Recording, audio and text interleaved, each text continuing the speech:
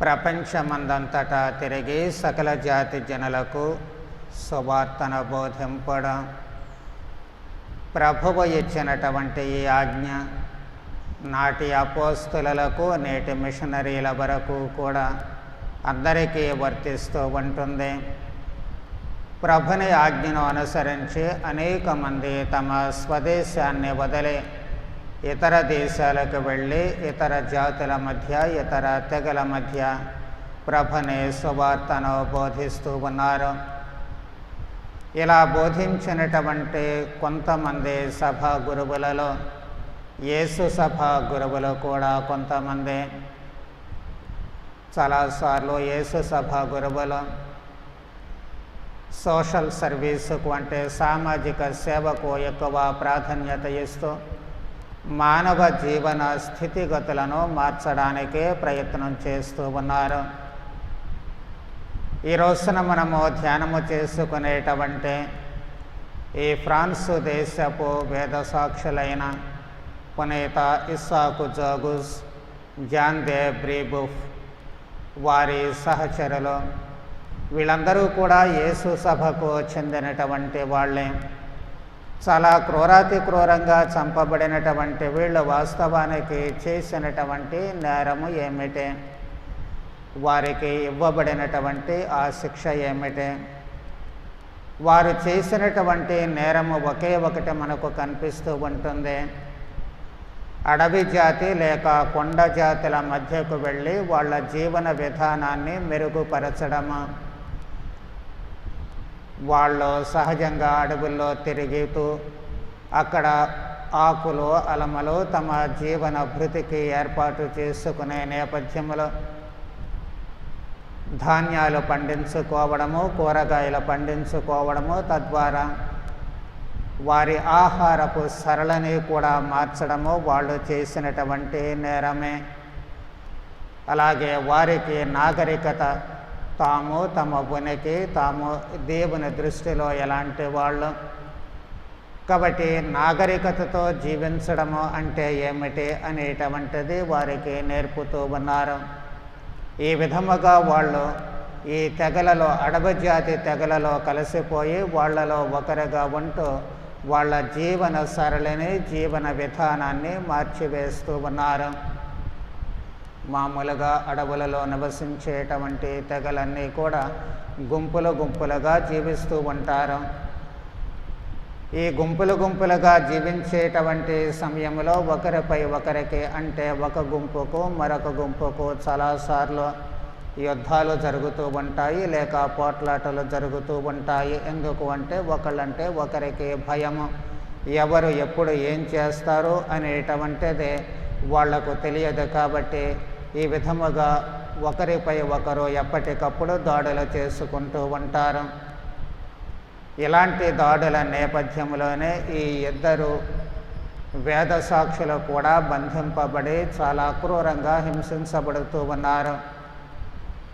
Canada దేశంలో చంపబడినటువంటి వీళ్ళు వాస్తవానికి కెనడా దేశీయులు కాదు, కానీ మనము కెనడా వేద సాక్షులు అని పిలుచుకుంటూ ఉన్నప్పటికీ కూడా వీళ్ళిద్దరూ వారి సహచరులు ఫ్రాన్సు దేశానికి చెందినటువంటి వాళ్ళు.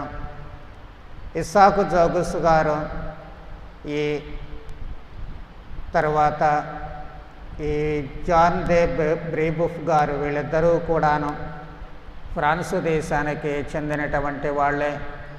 ఇస్సాకు గారు 17 సంవత్సరాల ప్రాయంలో జాయిన్ అయ్యారు యేసు సభలో.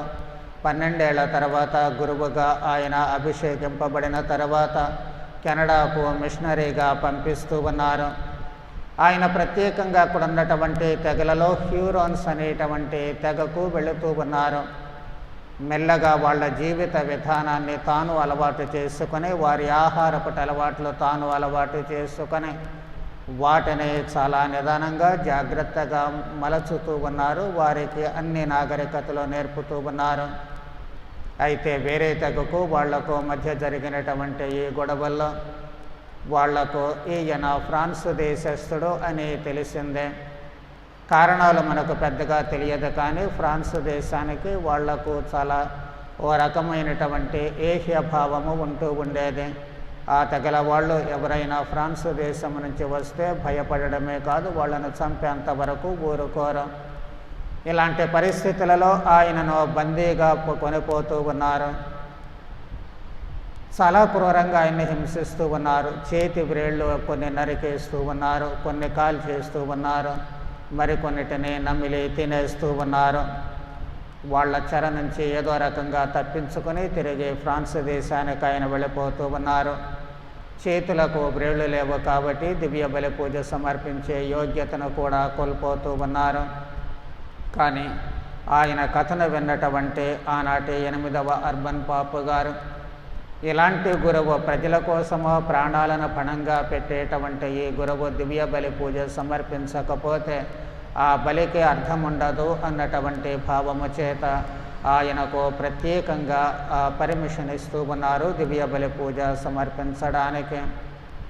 1 ఏడాది పాటు శారీరకంగా మానసికంగా కోలుకున్నటువంటి ఆయన మళ్ళీ తానున్న చోటన ఉండలేకపోతూ ఉన్నారు.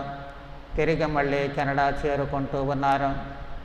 కెనడాకు వెళ్ళిన తర్వాత మళ్ళీ దురదృష్టవశాత్తు వాళ్ళకే బందీగా చిక్కిపోవడము, అక్కడ క్రూరాతి క్రూరంగా కత్తులతో ఆయన శరీరాన్ని చెక్కేస్తూ ఉన్నారు. అలాగే విపరీతంగా కొడుతూ ఉన్నారు. చివరకు న్యూయార్కులో ఆయనను తల నరికి చంపివేస్తూ ఉన్నారు. 2వ గురువు అయినటువంటి జాన్ దే బ్రేబుఫ్ గారు కూడా ఫ్రాన్స్కు చెందినటువంటి ఆయన. 32 సంవత్సరాల వయస్సులో ఆయన కెనడా చేరుకుంటూ ఉన్నారు. అయితే ఈయన ఈసారి వేరే తెగకు వెళుతూ ఉన్నారు. ఆ తెగను ఇరోకియోస్ అని చెప్పి అంటూ ఉంటారు. ఆ తెగల మధ్యకు వెళ్ళినప్పుడు ఆయన్ని పట్టుకొని దాదాపు 4 గంటల సేపు చిత్రహింసలు పెడుతూ ఉంటారు. అలా చిత్రహింసలు పెట్టిన తర్వాత కెనడాలోని గ్రెగోరియన్ సముద్రపు పాయ వద్ద సెయింట్ మేరీస్లో చంపివేశారని చెప్పి చరిత్ర చెబుతూ ఉంటుంది. వీరిద్దరితో పాటు మనకు అక్కడ వేద సాక్షులుగా మరణించినటువంటి వాళ్ళు బ్రదర్ జాన్, బ్రదర్ రీనే అనే వీళ్ళిద్దరూ కూడా బ్రదర్లు. మిగిలినటువంటి వాళ్ళు father Noel, father Gabriel, father Charles, father Anthony. మొత్తము వీళ్ళు 8 మంది, అంటే 6 గురువులు, 2 బ్రదర్లు తమ ప్రాణాలను అక్కడ వేద సాక్షులుగా సమర్పిస్తూ ఉన్నారు. ప్రారంభంలో చెప్పుకున్నట్లు వీళ్ళు చేసినటువంటి నేరము, వీళ్లకు పడినటువంటి శిక్ష. పిలాతు వద్దకు ప్రభువును తీసుకొని వచ్చినప్పుడు, నిన్ను వీళ్ళు నాకు అప్పగించారు, నీవేమి నేరము చేశావో అని చెప్పి ప్రభువును ఆయన సూటిగా ప్రశ్నిస్తూ ఉన్నారు. నిజానికి ఏ నేరం చేశాను అని చెప్పడానికి అక్కడ ప్రభువుకు సమాధానం లేదు. అందుకే నన్నెందుకు అడుగుతావు, వాళ్ళని అడగమని చెప్పి అంటూ ఉన్నారు. ఏం చేశాను అనేటువంటిది వాళ్ళే చెబుతారు. మరి చేసినటువంటి దానిలో మంచిని ఎంతవరకు చూశారు, చెడును ఎంతవరకు చూశారు అనేటువంటిది అక్కడ ప్రశ్నార్థకంగా మారుతుంది. కాబట్టి చెడు వైపు నుంచి చూసినటువంటి వాళ్లకు చేసిన మంచి చెడుగా కనిపిస్తూ ఉంటుంది.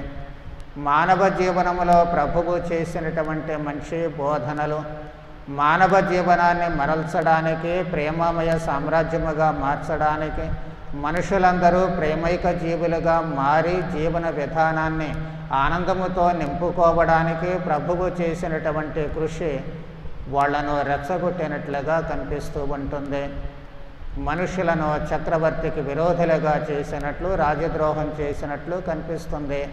మతద్రోహము చేసినట్లుగా కనిపిస్తూ ఉంటుంది. చేసిన అద్భుతాలు అన్నీ కూడా గంగలో కలిసిపోతూ ఉన్నాయి.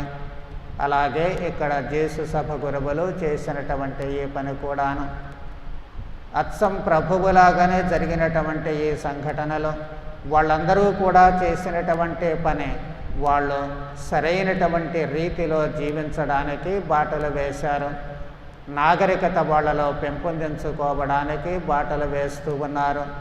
మేము మనుష్యులమే, అందరిలా జీవించగలము, మేము కూడా నాగరికతలో జీవించగలము అన్నటువంటి ఒక ఆత్మస్థైర్యాన్ని, కొండల్లో కోనల్లో కాదు జనప్రవాసములో మేము జీవించగలము, జీవించాలి అన్నటువంటి ఆత్మస్థైర్యాన్ని వాళ్ళలో నింపుతూ ఉన్నారు.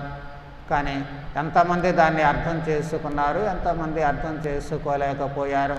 అర్థం చేసుకున్న వాళ్ళ జీవితాలను మలుచుకుంటే అర్థం చేసుకోలేని వాళ్ళు వీళ్ళ జీవితాలను ప్రభువు మాదిరిగానే అంతమొందిస్తూ ఉన్నారు. ఎవరు అంతమొందించినా ఏమి చేసినా జేసు సభ గురువుల పని మాత్రము నాటి నుంచి నేటి వరకు ఆగడము లేదు. కొండ జాతుల మధ్యకు వెళ్ళడము, లేకపోతే అడవి జాతుల మధ్యకు వెళ్ళడము, వాళ్ళ జీవిత విధానాలలో చుచ్చుకొని పోవడము. నిన్న మొన్న మన కళ్ళ ముందు ఇంకా మెదిలేటువంటి స్టాన్ స్వామి కూడాను, ఆయన కూడా ఈ అడవి జాతుల మధ్యనే చేసి వాళ్ళ కోసము, కాకపోతే అక్కడేమో వాళ్ళు ఈ ప్రజలే చంపేస్తూ ఉన్నారు, ఇక్కడేమో ప్రభుత్వం చేతిలో పడిపోతూ ఉన్నారు. అదొక్కటే తేడా, లేకపోతే జీవితం మాత్రం ఒకటే అవుతూ ఉంటుంది. కాబట్టి ఈ రోజున అమెరికా పునీతులుగా పిలువబడుతూ ఉన్నటువంటి ఈ పునీతులను జ్ఞాపకం చేసుకునేటప్పుడు ప్రతి మనిషికి ప్రభువు ఇచ్చినటువంటి లక్ష్యము అందరికీ తన సువార్తను బోధించడము. ఈ సువార్తను బోధించే నేపథ్యంలో అది నోటి మాట ద్వారా కానీ, మన ప్రవర్తన ద్వారా కానీ, జీవిత విధానము ద్వారా కానీ, ఇతరులను సంస్కరించడము ద్వారా కానీ మనకు ఎలాంటి ఇబ్బందులు ఎదురైనా చివరకు ప్రాణత్యాగానికైనా సిద్ధపడాలి అన్నటువంటి సత్యాన్ని బోధిస్తూ ఉన్నాయి. దానికి కట్టుబడి ఉండేటట్లు, అలాంటి స్ఫూర్తి మనకు కూడా ఉండగలిగేటట్లు సువార్తే ధ్యేయముగా, సువార్తే ఊపిరిగా, సువార్తే ప్రాణముగా జీవించేటువంటి భాగ్యాన్ని మనకు ప్రసాదించమని ఈ పునీతుల ద్వారా ప్రార్థన చేద్దాం. పితా పుత్ర పవిత్రాత్మ నామమున.